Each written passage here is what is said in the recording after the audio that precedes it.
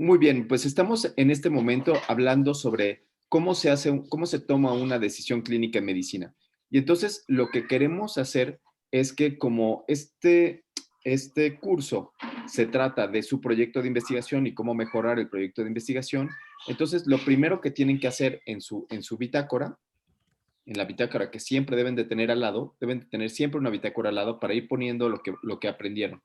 Entonces, lo primero que tenemos que ver es qué voy a hacer con estos, o sea, cuáles son las principales dificultades que voy a tener a la hora de dar el producto a mis colegas y ver si eso va a hacer que modifiquen su práctica clínica o no.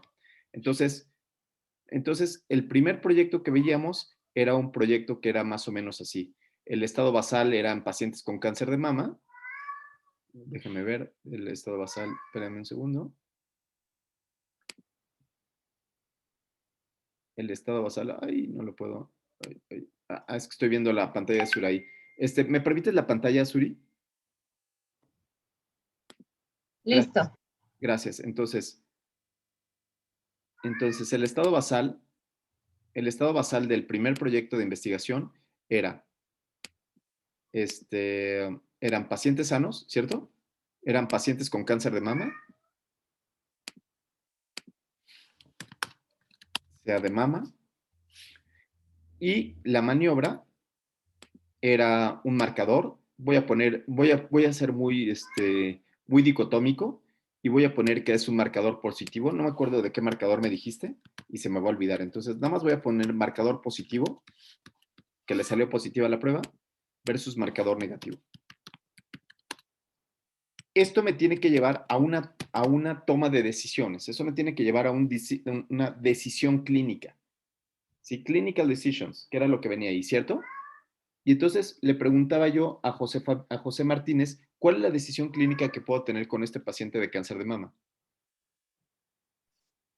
Si el resultado, que en este caso es esto del marcador, me puede ayudar a tomar una decisión acerca de dar el tratamiento o no en esta población.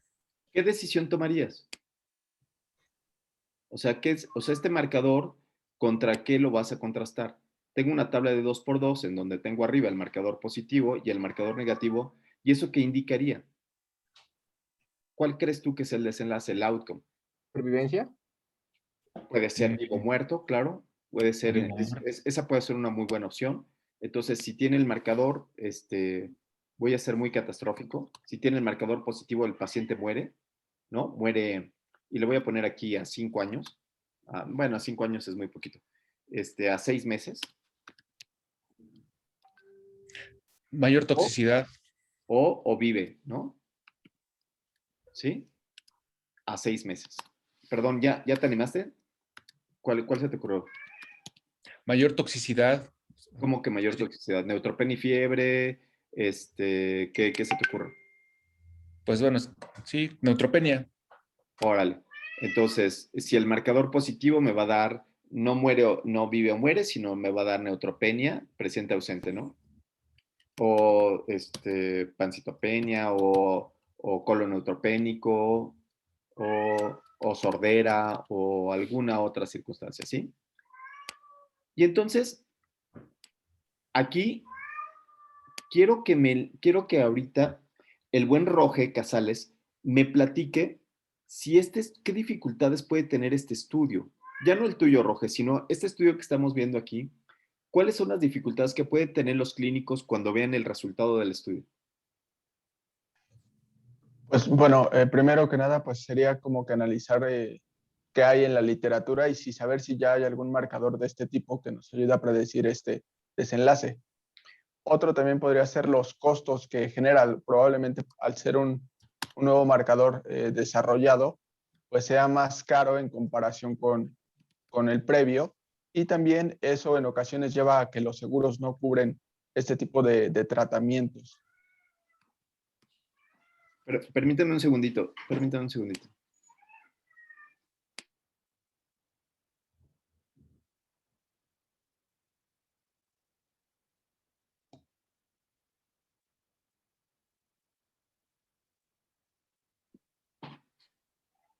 Ya está, perdónenme.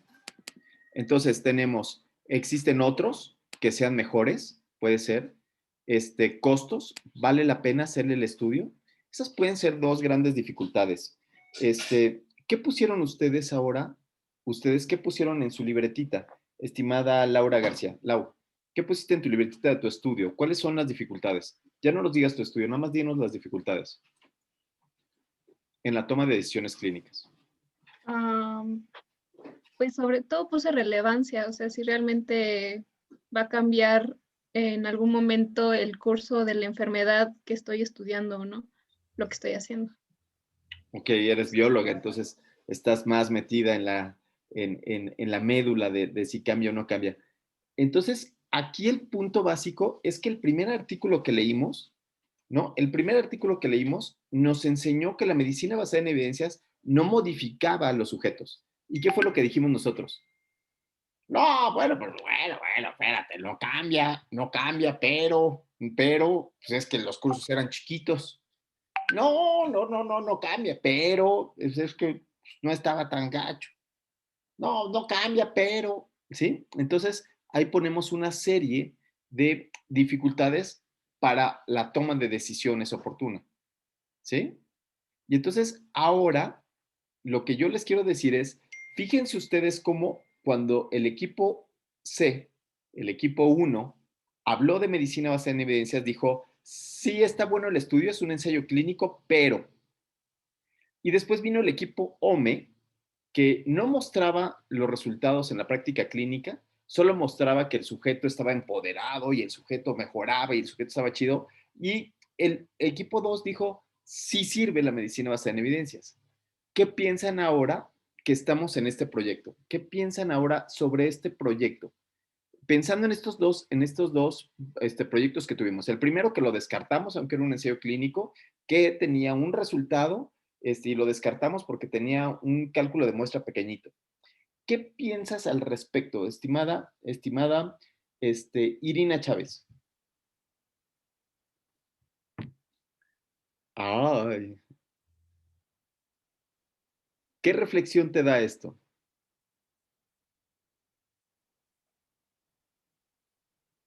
Irina? Ay, no, Roge Casales. Sí, bueno, pues a mí lo que me hace pensar es que pues estos dos estudios se contraponen, ¿no?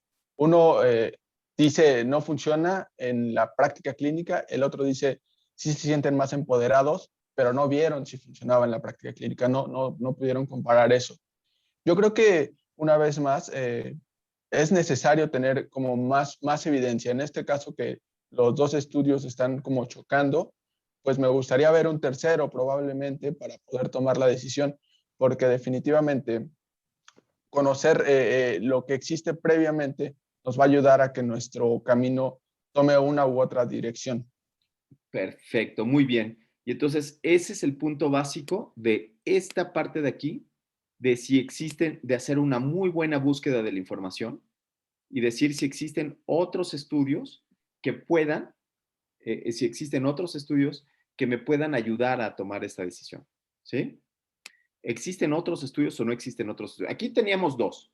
Imagínense ustedes que estos dos fueran los dos únicos del mundo. Imagínense ustedes que fueran los mejores dos estudios del mundo, porque así es cuando uno está haciendo su proyecto de investigación, uno dice, voy a hacer un proyecto que ya no quede dudas. ¿Se entiende esto? O sea, ¿por qué van a hacer ustedes un proyecto de investigación? Lo van a hacer para decir, ay, pues puede ser, yo no sé, a lo mejor, pues puede ser que ayude, puede ser que no ayude. No, ustedes tienen que hacer proyectos que digan, voy a resolver una pregunta de investigación. ¿Se entiende esto? ¿Sí? Y entonces, piensen en su proyecto, piensen en su proyecto de investigación. Eduardo Arias, cardiólogo, Eduardo Arias, cuéntanos de tu estudio y cuáles son las dificultades que tienes. Venga. Bueno, el estudio es, bueno, el estado basal son lesiones coronarias ateromatosas entre el 40 y 60%. Pacientes con lesiones con 40% de tapado, ¿no? Sí, más entre 40 y 60. Entre 40 y 60 tapados. Sí. Las consideramos no significativas o intermedias. Ok. ¿Y cuál es la maniobra? La maniobra es un grupo, aleatorizar un grupo a un anticuerpo monoclonal por 6 meses. Vas a hacer un ensayo clínico, muy bien. Un ensayo clínico, sí. Aleatorizar un grupo a un anticuerpo monoclonal por 6 meses y el otro grupo a placebo. Anticuerpo y un placebo exactamente igual a ese anticuerpo. Sí, placebo. Ok. ¿Y cuál es el resultado final? Es disminución en la carga de ateroma por imagen intracoronaria a los 6 meses. ¿Disminución de lo tapado? Sí, pero por imagen intracoronaria. O sea, es comparativo antes del tratamiento y después del tratamiento, la carga de ateroma. ¿Cuánto va a disminuir? ¿De 40 cuánto disminuye? Pues el estudio previo es un estudio de estatinas que se llama Reversal y ellos vieron que hubo una disminución como entre el 10 y el 15% en la carga de ateroma. Menos Entonces, del la 10%. idea es O sea, menos del 10%. O sea, y si más del empieza con 10. 60, si empieza con 60 o más del 10, ¿no? Sí. Es al revés, perdóname. Ok. ¿Cuáles son las principales dificultades que tú ves en tu proyecto? Pues el primero y más importante son los costos, o sea, la viabilidad por costos por el precio del anticuerpo monoclonal. Ok, que sería este de aquí. Sí, pero es un estudio muy innovador. Y bueno, otro punto muy importante es que es un estudio exploratorio. Por los mismos costos, pues serán pocos pacientes, ¿no? O sea, no es una N gigante, sino serán 20 casos, bueno, 20 pacientes con anticuerpo y 20 placebos, ¿no? El Entonces, 20 tamaño de placebos. muestra. Muy bien, buenísimo, buenísimo. Yo creo que ya viste tú que el tamaño de muestra puede ser tu principal limitante, ¿no? Uh-huh. Entonces, otra vez, ¿quién se quedó? José Fabián Martínez. ¿Qué fue lo que dijo tu equipo C del proyecto de investigación, del artículo que tú viste? Que la metodología probablemente no era la mejor ¿Por para qué? contestar la pregunta. ¿Por qué? Uno era el tamaño, ¿no?, de la muestra, otro era la validez de las intervenciones y otro era también el seguimiento del impacto, ¿no? A cuánto tiempo lo estábamos siguiendo. Excelente. ¿Qué pasa con el tamaño de muestra? ¿Qué pasa? ¿Por qué es tan importante el tamaño de muestra? Pues el tamaño de muestra es una forma de querer ver ¿no?, de querer ver un fenómeno, y en ese contexto el fenómeno es más probable que veas un fenómeno real y además significativo, bueno, con un tamaño de muestra mayor, ¿no? Aumentas la probabilidad de que el evento que estás observando o que quieres observar, pues se vea o no se vea. Entonces, cuando un tamaño de muestra es pequeño, corres el riesgo de que, aunque esté ahí, la diferencia no la veas, o al contrario, ¿no? Ok, el problema del tamaño de muestra es que probablemente nuestro estudio vaya a ser, se vaya a aplicar o no se vaya a aplicar. Entonces, lo que ustedes dijeron es, no, a mí no me convenció el primer artículo porque el tamaño de muestra era tan chiquito que no me convencen los resultados. O sea, a pesar de que él muestre que el anticuerpo es significativo, o sea, que sale resultados significativos, lo que va a terminar diciendo es, bueno, pues fue un estudio chiquito y se requieren más estudios, ¿sí? Ese es una limitante que debes de pensar. O sea, en Estados Unidos dicen, so, what for? What for? ¿Entiendes esto? Sí, entonces, ¿para qué? Entonces, ¿para qué le quieres hacer? ¿Para qué le quieres hacer el máscara? Bueno, dice, bueno, pues es que le quiero hacer porque estoy pensando que si resulta, entonces le voy a meter mucho más dinero a este proyecto de investigación y voy a hacer un ensayo clínico grandote.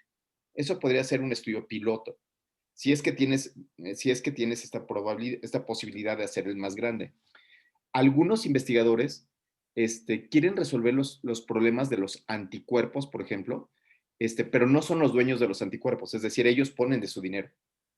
O sea, yo voy a poner de mi dinero para que el paciente tenga el anticuerpo y tenga el placebo, pero no me alcanza más que para 20, ¿sí? Pero lo que no sería justo es que tú no tengas dinero para hacerlo con 300, porque estarías nada más llegando a la mitad del conocimiento, ¿sí? O sea, sería oh, pues es que no me alcanza, ¿no? Pues sí, pues es que, pero quiero aprender a manejar un bocho, pero en realidad lo que quiero es manejar un Ferrari. Dice, pues no, pues esa pudiera ser una gran dificultad, ¿sí? Sí, sí. No sé Ok. si me di a entender con esto del tamaño de muestra de Simara Suri.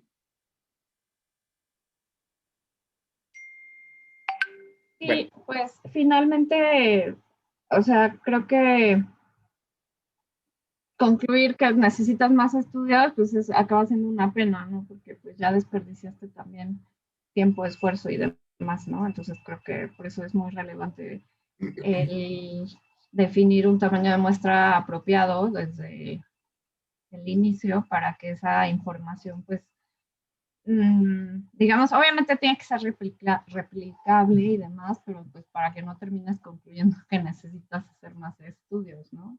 sí, esa es una de las principales dificultades. Cuando uno está planteándose un estudio, dices, híjole, ¿y va a servir esto para algo?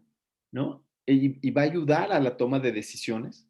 O no, ¿no? Puede ser que no. O sea, puede ser que sea que yo me planteé desde el inicio, no, pues yo soy solamente quiero buscar el conocimiento por buscarlo y háganle como quieran, ¿no? O sea, yo nada más quiero a dar un granito de arena, encontrar un marcador positivo y ver si se asocia o no se asocia, independientemente de que no haya una toma de decisiones.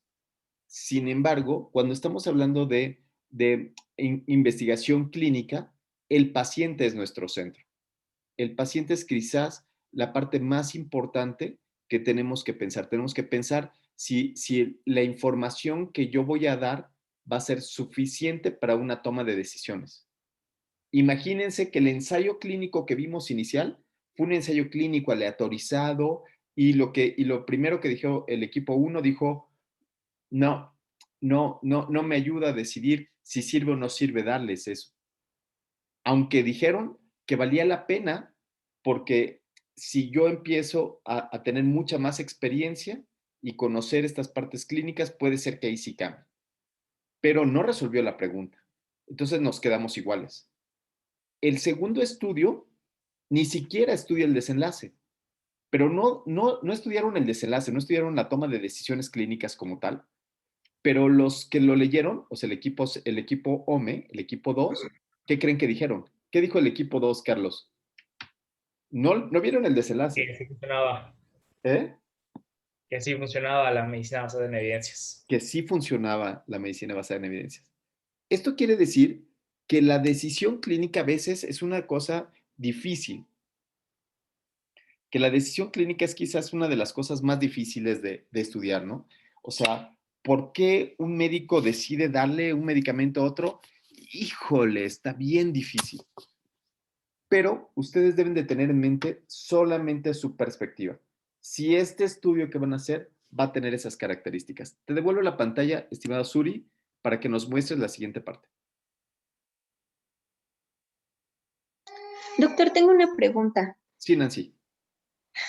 ¿Qué, es que este tema del tamaño de muestra Sí. me genera un poco de inquietud porque el estudio que plantea el doctor, ¿no? Parece tener importancia, ¿no? O sea, es importante ver si se reduce o no, pero tenemos esa barrera del tamaño de muestra. Y a mí me pasa algo similar con el proyecto que tengo en mente, aunque aún no tengo concreta la idea, pero es el mismo tema.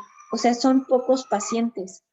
Entonces, con lo que se está discutiendo, yo podría pensar que no vale la pena entonces hacer estos proyectos, ¿no? O sea, digo, bueno, pues entonces no vale la pena, así que mejor cambio o hago otra cosa, ¿no?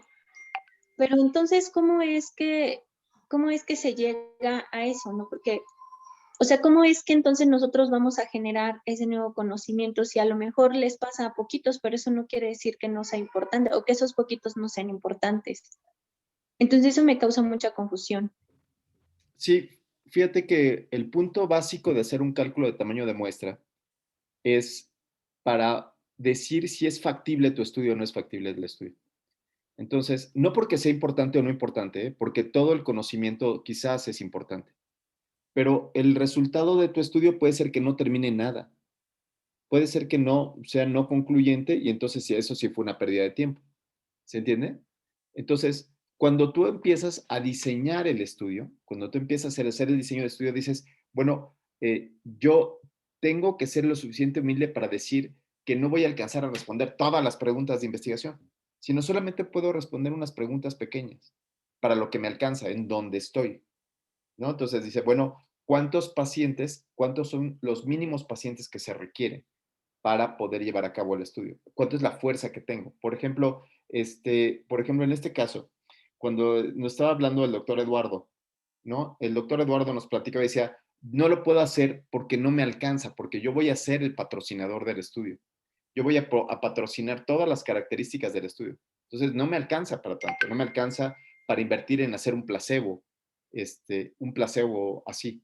Solamente me alcanza para 20 placebos y me alcanza para 20 activos, ¿no? Y me alcanza para 20 ecos. Eso es lo único que tengo de dinero y ya voy a invertir todo el dinero que tengo, ¿sí? Y entonces, ahí tú lo que le dices es, ¿sabes qué? Pues respira profundo, estimado Carlos, y piensa otro proyecto que sí puedas resolver. Piensa algo que sí esté en tus manos. No pienses algo que no vas a poder resolver. Voy a poner un ejemplo. México tiene un problema de obesidad infantil. El principal problema que tiene México es una obesidad infantil que condiciona enfermedades cardiovasculares a largo plazo. Sin embargo, para que yo le dé bien de comer y que hagan ejercicio adecuadamente, tengo que hacer gimnasios, tengo que hacer etcétera, etcétera, para poder probar esta maniobra. Entonces lo que me dice alguien es, no, mano, pues, ¿cómo lo vas a hacer? O sea, mejor piensa en otra cosa. ¿Sí? ¿Sí, Nancy? Para eso es el cálculo de tamaño de muestra. El cálculo de tamaño de muestra es para que tú decidas si lo puedes hacer tú o le llamas a otra persona o lo haces en otro lado. Ok, y bueno, eso creo que se enfoca al tema de la maniobra tal cual, ¿no? O sea, puedo, no puedo, la puedo costear, la puedo realizar, o sea, todo eso. Y cuando el tema no es el costo de la maniobra, sino la incidencia de la enfermedad o del estado clínico. Sí, ahí hay otras maneras de hacerlo. Por ejemplo, que estés pensando en una enfermedad rara. Por ejemplo, cáncer es una enfermedad muy rara. Cáncer de mama es rarísimo. Se presenta 1 en 1.000.000. Entonces lo que haces es que te vas a centros especializados de cáncer donde llegan los casos. ¿Sí? O sea, sabes que me voy a un tercer nivel de atención en donde van a llegar los casos. Voy a pensar en otro, en enfermedades metabólicas. Entonces, una enfermedad metabólica se presenta también, 1 en 1.000.000 y cacho de pacientes, ¿no? O sea, entonces, ¿a dónde voy a tener que ir a hacer el estudio? Voy a tener que ir a un hospital de tercer nivel donde llegan los pacientes, donde son referidos.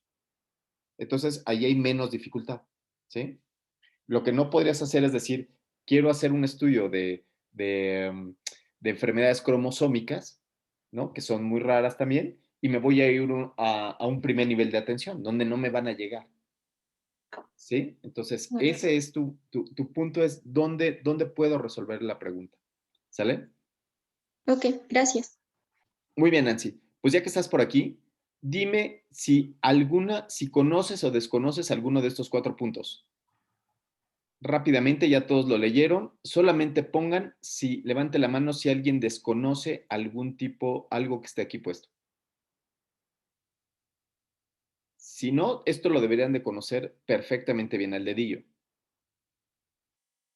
Deben de saber qué es una probabilidad, deben saber qué es un odds. Yo creo que lo que más, a mí en lo personal me gusta más de trabajo, todavía como definir con palabras sencillas, es la parte de odds. Creo que es algo que no Riesgo. ocupamos muy frecuentemente así. Sí, riesgo. Entonces, el riesgo es algo que van a tener que estar trabajando, porque ahorita con la vacuna, es decir, si te pongo la vacuna, no te estoy diciendo que no te vaya a dar, sino se disminuye el riesgo de que te dé COVID-19.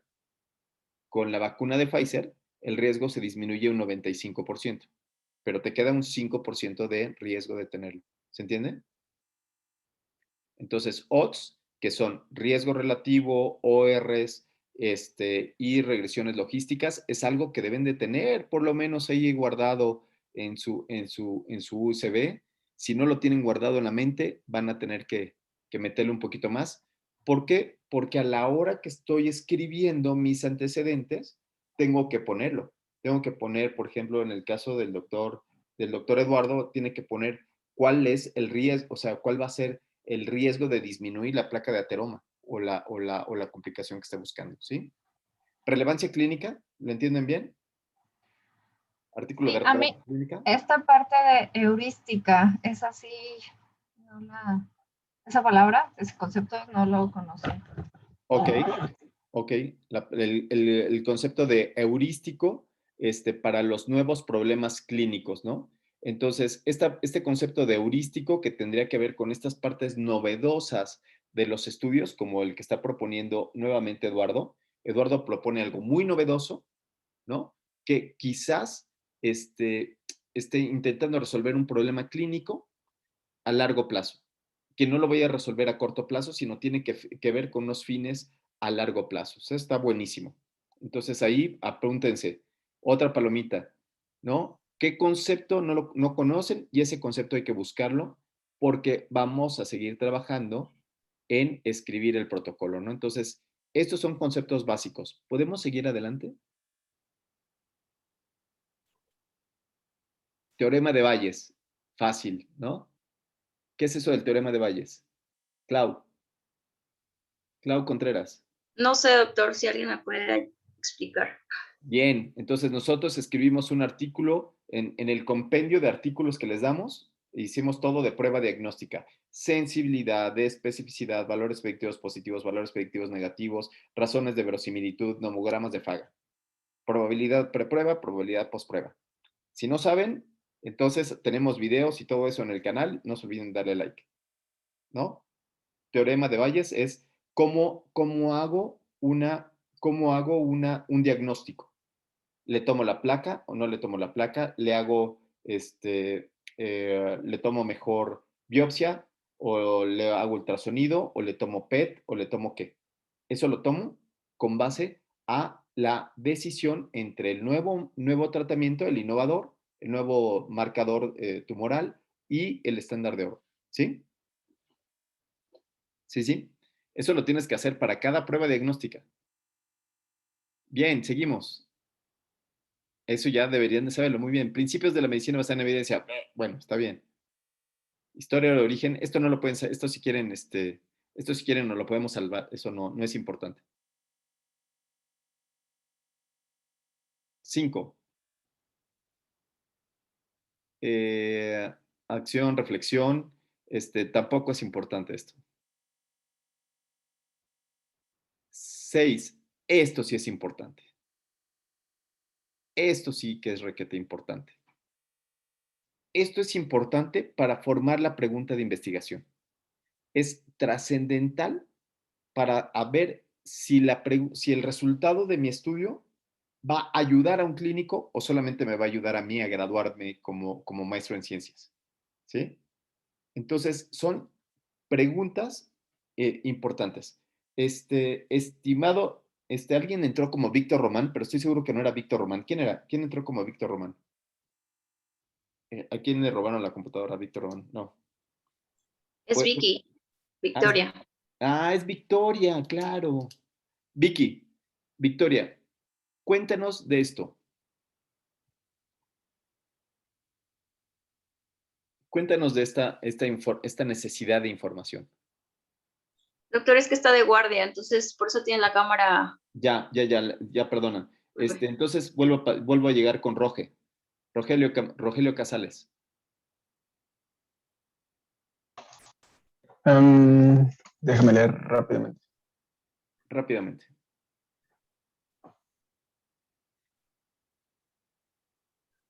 La Pues decisión. tiene que ver eso, perdón, tiene que ver con lo que comentábamos, ¿no? De ver que justificar nuestro proyecto tiene que ver con cuántas veces se produce el desenlace, qué tan grave es, a quién afecta, la población vulnerable que estamos teniendo en mente para este proyecto.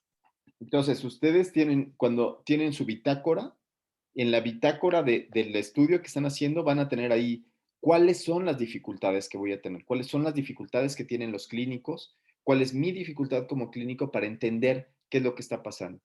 Y es tan importante esta parte porque a la hora que yo escribo mis antecedentes, esa va a ser la parte que me va a mí ayudar a buscar en la literatura, hacer lectura crítica y poder plasmarla en los antecedentes, ¿sí?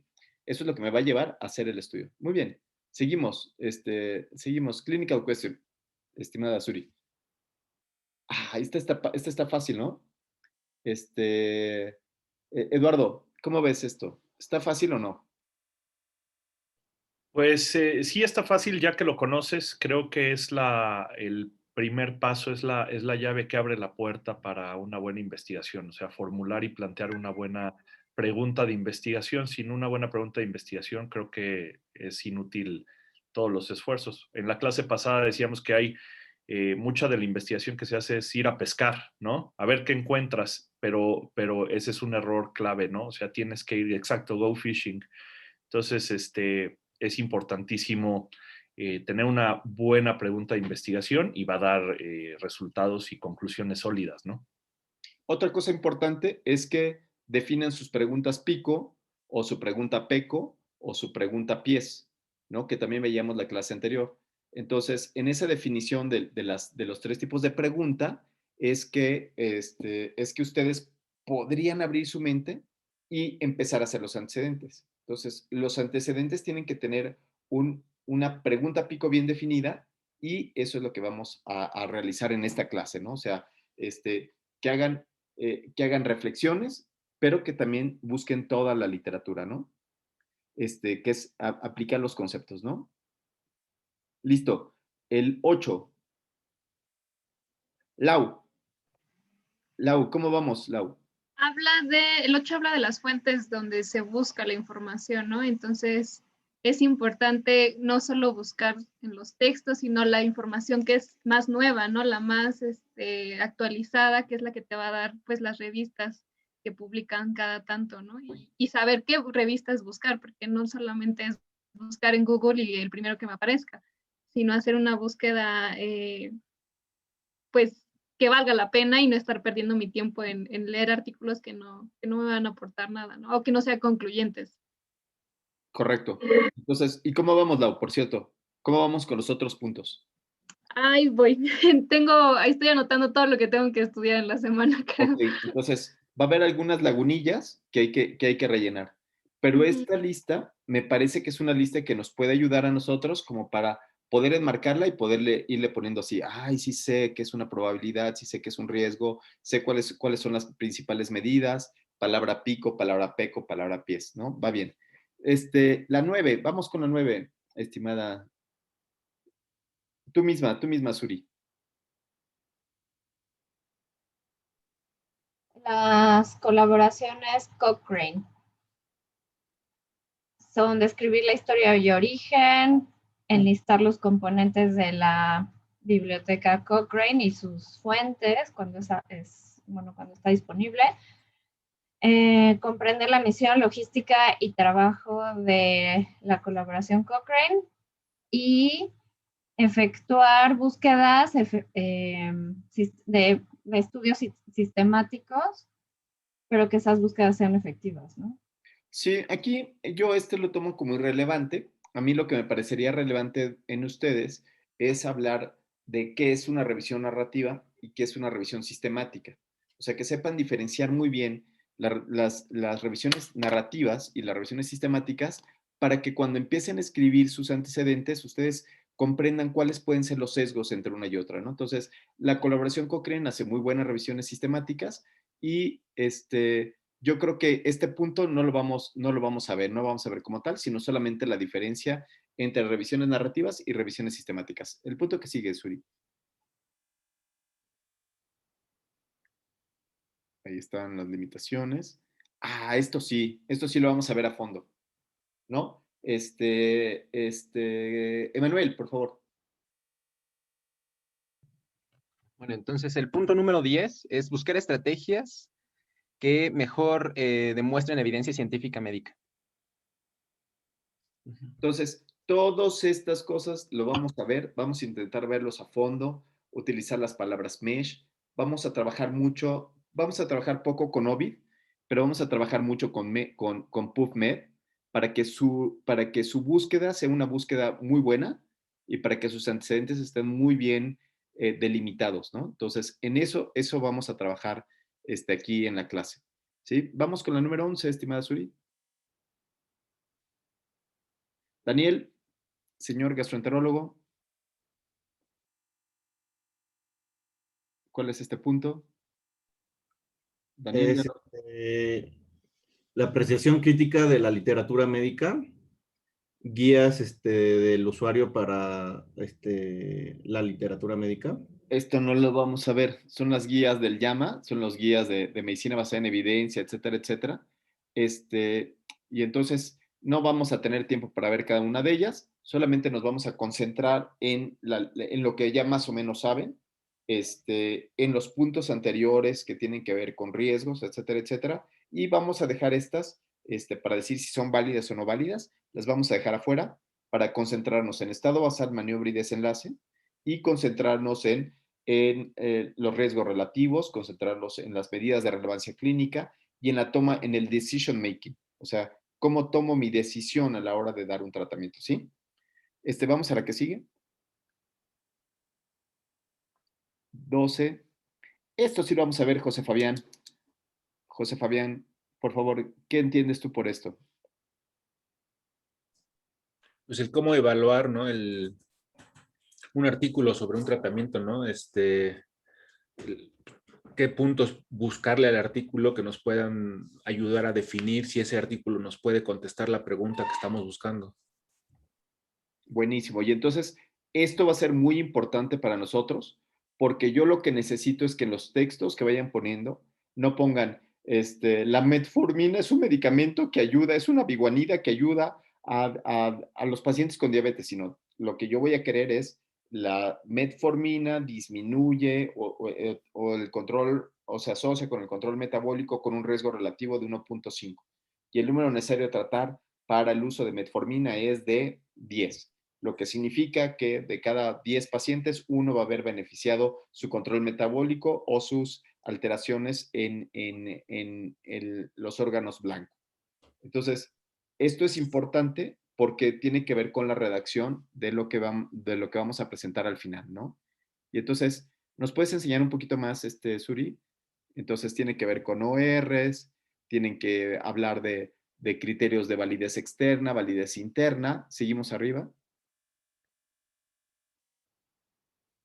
Igual sucede para pruebas diagnósticas que tienen que ver con sensibilidad, especificidad, valores predictivos positivos. Seguimos adelante. Sobre todo los que hagan estudios con esto. Y pues de metaanálisis no vamos a orientarnos nada más a qué es una revisión sistemática, qué es una revisión narrativa, y quizás veamos un poco sobre cómo se ve un forest plot, ¿no? Y los tamaños del efecto de un forest plot, que a mí me parece que es una clase completa, que es la clase de revisiones sistemáticas y metaanálisis, pero aquí queremos ver lo más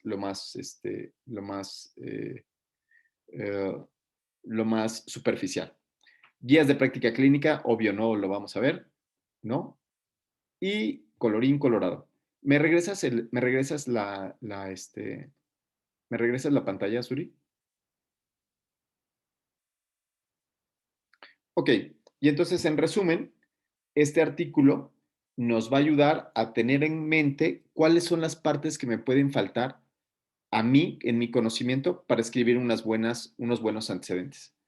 ¿Y por qué quiero escribir unos buenos antecedentes? Bueno, quiero escribir unos buenos antecedentes porque en 10 semanas, ¿sí? Lo que vamos a hacer es que vamos a tener que tener un trabajo con un título que contenga el estado basal, maniobra y desenlace, ¿sí?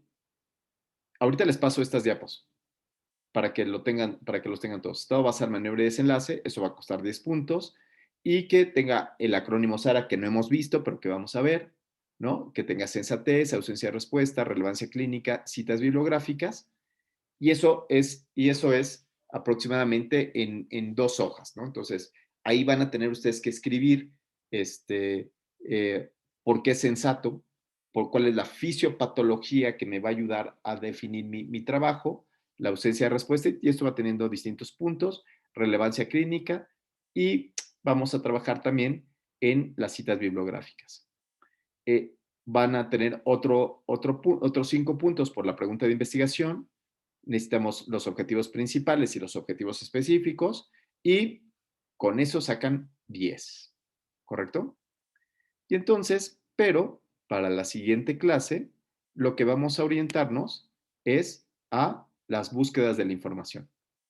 Entonces, para la siguiente clase voy a necesitar que creen preguntas de investigación de su proyecto.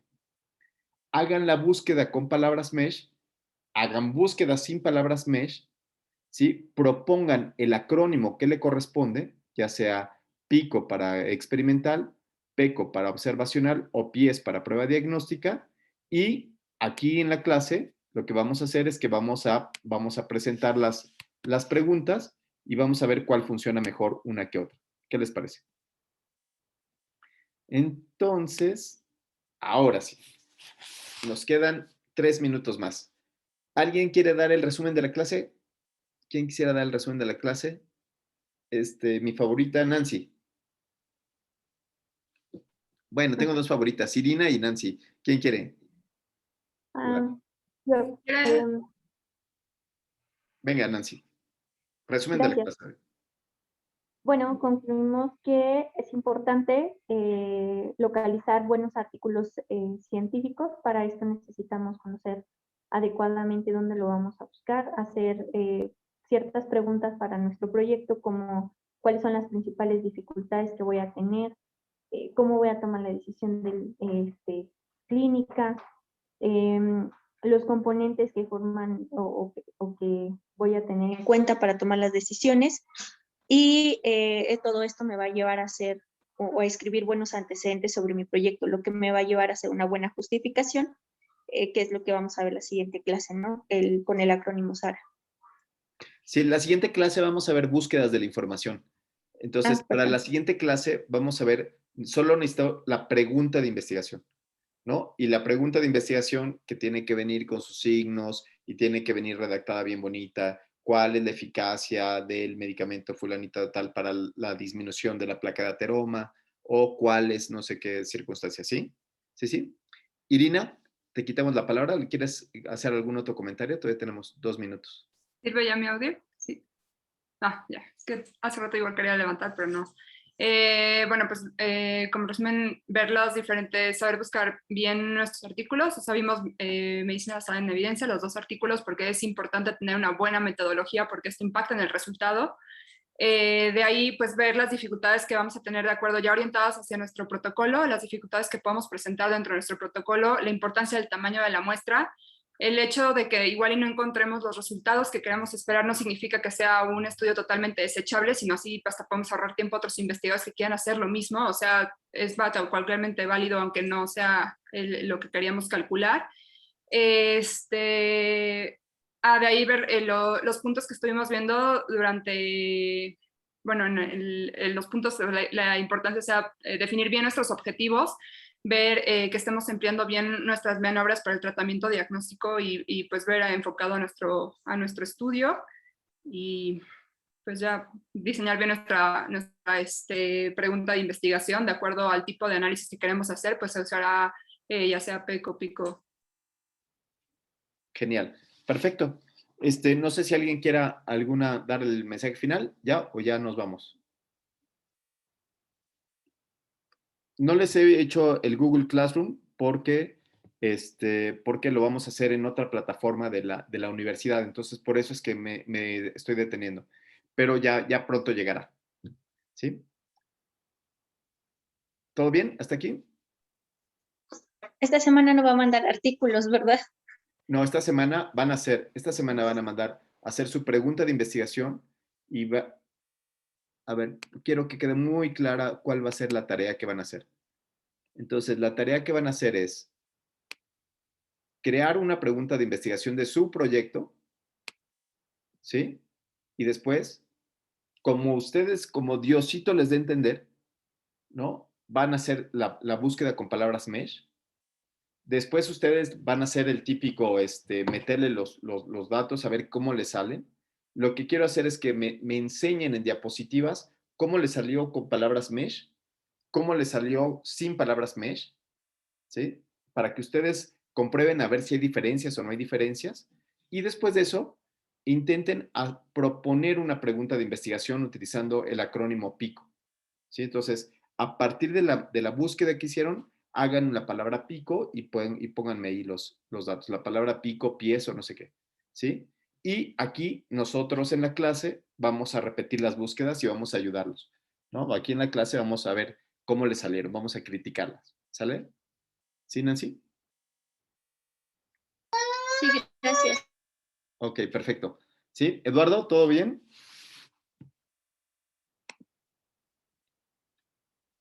Bueno, si todo bien, entonces dejamos de grabar, ¿no? Entonces, saludos.